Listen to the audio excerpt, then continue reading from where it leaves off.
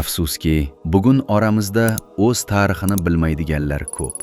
Tarixini bilmagani uchun ham o'zini boshqalardan kam ko'radi. Bobolarimiz qurgan davlatlar, buyuk sarkarda-yu olimlarimiz, din-u diyonatimiz ataylab yo'q qilindi. Tariximizda Jaloliddin Manguberdi bor, Amir Temur bor, Sulton Mahmud G'aznaviy bor, Bobur Mirzo bor. Bugungi yoshlarimiz, farzandlarimiz shularni biladimi? O'zbeklar kimning avlodi? Unutilgan buyuk tarixga qaytish. Insonni yo'q qilish uchun uni o'ldirish shart emas. Uning xotirasini o'chirib tashlashning o'zi kifoya. Xotirasini yo'qotgan odamga istagan yolg'oningizni haqiqat deb sotishingiz mumkin. Biz bilan ham xuddi shunday qilishganini hech o'ylab ko'rganmisiz? Bizning xotiramizni o'chirishgan, qahramonlarimizni yovuz, bosqinchilarni esa xaloskor qilib miyamizga qo'yishgan. Bugun biz o'sha o'chirilgan xotirani tiklaymiz. Keling, bugun o'zimizga bitta og'ir, ammo javob berishimiz shart bo'lgan muhim savolni beraylik. Xo'sh, o'zi biz kimmiz? Nahotki biz kecha paydo bo'lgan, tarixda hech qanday iz qoldirmagan, doim kimningdir qosh qavog'iga qarab yashagan birovning tobesi bo'lsak, yoki asrlar davomida dunyoni titratgan davlatlar qurgan, butun olamga ilm-fan, madaniyat va siyosat tarqatgan buyuk bir millatning bolalarimizmi? Afsuski, bugun oramizda o'z tarixini bilmaydiganlar ko'p. Tarixini bilmagani uchun ham o'zini boshqalardan kam ko'radi. Kimlarnidir ko'r-ko'rona katta og'a deb biladi. Yetti pushti kim bo'lganini, qaysi buyuk ellarga tomir tutashini unutib qo'ygan. Bu narsa o'z-o'zidan bo'lgani yo'q. Eski sho'ro davrida xalqimizning xotirasiga qattiq zarba berildi.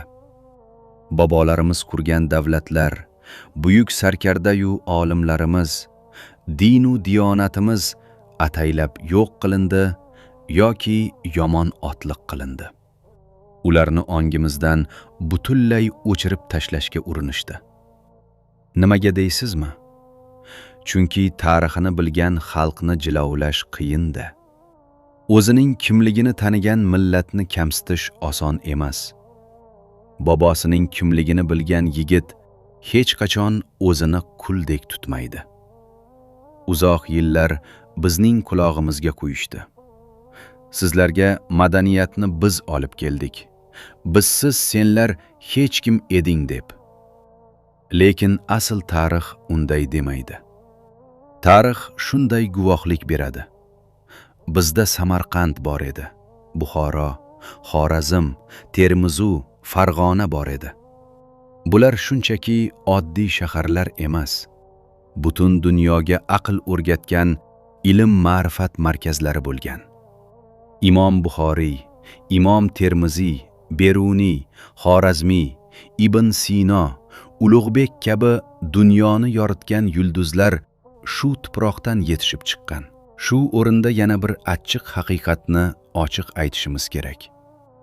Bizga yillar davomida bobolarimizning asl qiyofasini buzib ko'rsatishdi. Ularni faqatgina qo'lida qalam ushlagan, darchil shoir yoki dunyo tashvishlariga berilgan shaxslar qilib tasvirlashdi. Amir Temur bobomiz kabi dunyoga adolat o'rnatgan zotlarni esa qonxo'r va zolim qilib ongimizga singdirishga urinishdi. Eng asosiysini esa bizdan yashirishdi. Aslida ular birinchi navbatda mustahkam e'tiqod egalari bo'lishgan.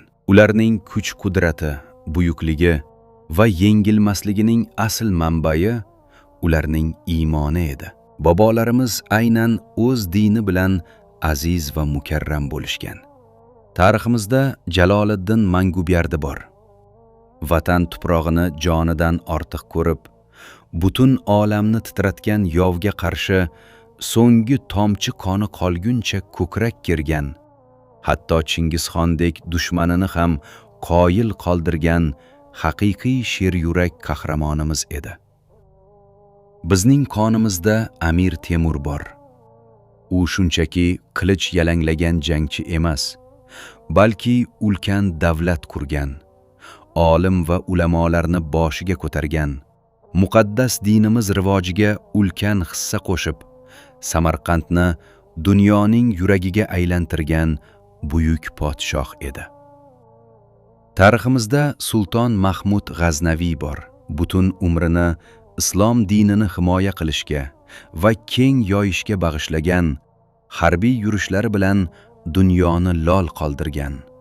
Saroyida Beruniy va Firdavsiy kabi yuzlab ulamolarga homiylik qilgan yengilmas islom fotihi edi. Tariximizda Bobur Mirzo bor.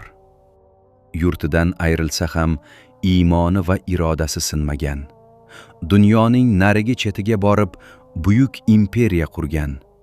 Islom fiqhiga doir muhim asarlar yozgan, mustahkam e'tiqod egasi va yirik sarkarda edi. Tariximizda Shayboniy xon bor. Qanchadan qancha davlatlarni birlashtirgan, islom fiqhini chuqur bilgan va o'z davrining qudratli hukmdori bo'lgan. Biz shunchaki bir ikkita odam bilangina maqtanib yuradigan millat emasmiz. Bizning ortimizda buyuk sulolalar, qudratli davlatlar, minglab madrasa-yu kutubxonalar, buyuk ulamolar u mutafakkirlar turibdi. Xo'sh, bugungi yoshlarimiz, farzandlarimiz shularni biladimi? Ming afsuski, yo'q. Mana shu kanalga asos solishimizdan bosh maqsad ham aynan shu. Biz tariximizdagi buyuk shaxsiyatlarni, yengilmas sarkardayu podshohlarimizni faqatgina dunyoviy yutuqlari bilan emas, balki ularning dini va e'tiqodi bilan birga o'rganishni maqsad qilganmiz. Tomoshabinga ularning birinchi navbatda kuchli dindor, mustahkam iymon egasi bo'lganini ko'rsatib berish bu kanalning asosiy vazifasidir. Har birimizga, birodar, sen kechagina paydo bo'lgan xalq emassan. Sening buyuk tarixing bor. Davlatchiliging, ilming, qon-qoningda jasorat va mustahkam iymoning bor deb bong urishni niyat qilganmiz. Albatta, g'urur degani bu birovni kamsitish emas. Haqiqiy g'urur o'zini tanish, qadrini bilish va hech kimning oldida sarg'aymaslikdir. Biz tarixni o'rganishimiz shart. Chunki tarix shunchaki o'tib ketgan ertak emas. U millatning xotirasi. Xo'sh, biz tarixni nega o'rganamiz? Shunchaki maqtanish uchunmi? Yo'q. Tarixni o'rganishdan asosiy maqsadimiz ota-bobolarimiz erishgan buyuk natijalarni bugun yana takrorlash va eng muhimi, ular yo'l qo'ygan xatolardan to'g'ri xulosa chiqarishdir. Masalan, 19-asrning ikkinchi yarmi va 20-asr boshlaridagi fojialarni eslaylik. Nega bir paytlar dunyoni titratgan Qo'qon, Xiva va Buxoro davlatlari parchalanib, mustamlakaga aylanib qoldi? Qanday qilib bunday qudratli yurtlar tanazzulga yuz tutdi? Biz bularni ochiq tahlil qilishimiz shart. Bu kanalni ochishimizdan asl maqsad ham mana shu. Tariximizdagi buyuk shaxslarning hayotini o'rganish orqali o'zligimizga, ya'ni sof dinimizga qaytish va o'tmishdagi achchiq xatolarni boshqa hech qachon takrorlamaslikdir. Xotirasini yo'qotgan xalqni xohlagan ko'chaga boshlash mumkin. Tarixini bilmagan odam birovlar yozib bergan cho'pchaklarga laqqa tushib yuraveradi. Begonalar sening qahramonlaringni yovuz, bosqinchilarni esa xaloskor qilib ko'rsatadi.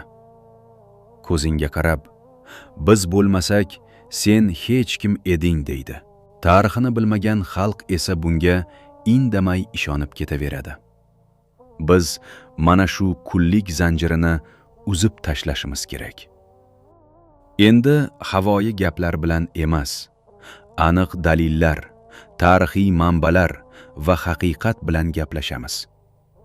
Bu kanal har bir yurtdoshimizga yuzlanib bitta savol beradi. Sen kimning zurriyotisan o'zi? O'zini yerga urib yuradigan, o'tmishdan bexabar odammisan? Yoki Samarqand va Buxoroning, Temur va Mahmud G'aznaviylarning, Bobur va Jaloliddinlarning merosini anglab yetgan, o'zligini tanigan buyuk millatning farzandimisan? Biz bu yerda unutilgan tariximizni qayta tiklaymiz. Yolg'on tarixlarning yuziga oyna tutamiz. Miyamizga quyilgan kullik psixologiyasini siqib chiqaramiz.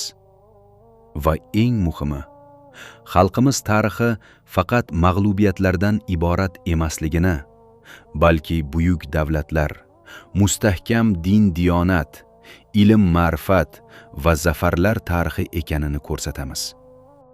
Chunki xalqni uyg'otish uchun avval unga o'zining kimligini eslatib qo'yish kerak.